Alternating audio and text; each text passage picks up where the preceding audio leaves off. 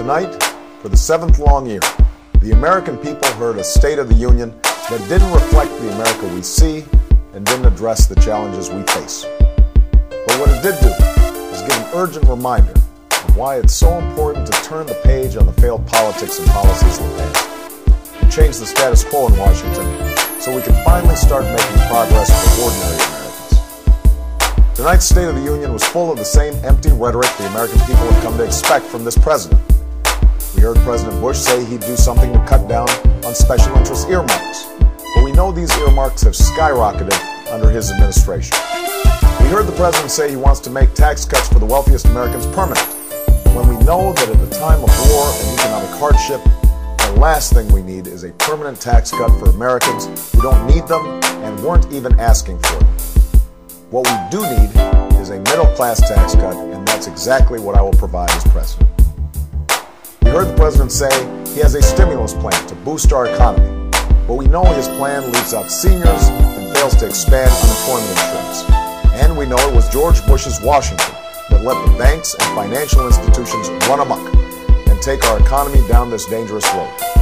What we need to do now is to put more money in the pockets of workers and seniors and expand unemployment insurance for more people and more time. And I have a plan to do just that. Finally, tonight we heard President Bush say that the surge in Iraq is working, when we know that's just not true. Yes, our valiant soldiers have helped reduce the violence. 5 soldiers gave their lives today in this cause, and we mourn their loss and pray for their families. But let there be no doubt, the Iraqi government has failed to seize the moment to reach the compromises necessary for an enduring peace. That was what we were told the surge was all about. So the only way we're finally going to pressure the Iraqis to reconcile and take responsibility for their future is to immediately begin the responsible withdrawal of our combat brigades so that we can bring all of our combat troops home.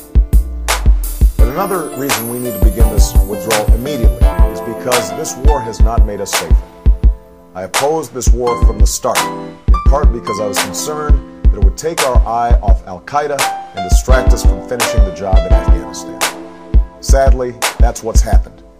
It's time to heed our military commanders by increasing our commitment to Afghanistan, and it's time to protect the American people by taking the fight to Al-Qaeda. Tonight was President Bush's last State of the Union, and I do not believe history will judge his administration kindly.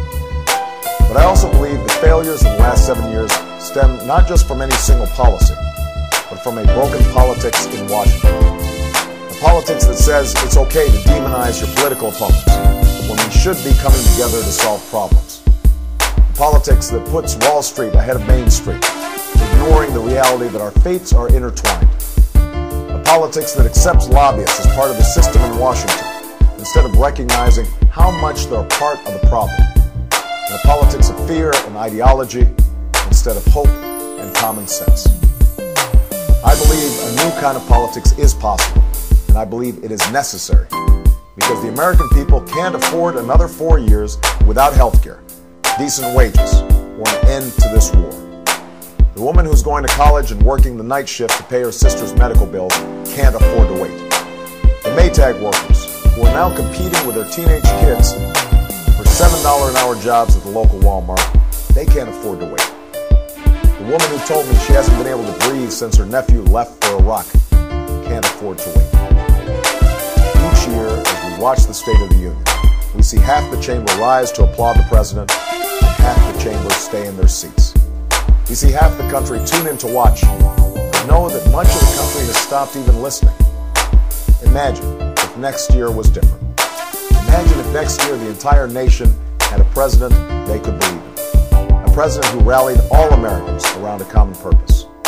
That's the kind of president we need in this country. And with your help in the coming days and weeks, that's the kind of president I hope to be.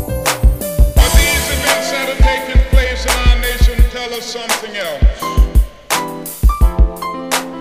They tell us that the Negro and his allies in the white community now recognize the urgency of the moment. I know we have heard a lot of cries saying, slow up and cool off. We we still hear these cries. They are telling us over and over again that you're pushing things too fast, and so they're saying cool off. Well, the only answer that we can give to that is that we've cooled off all too long, and that is the danger.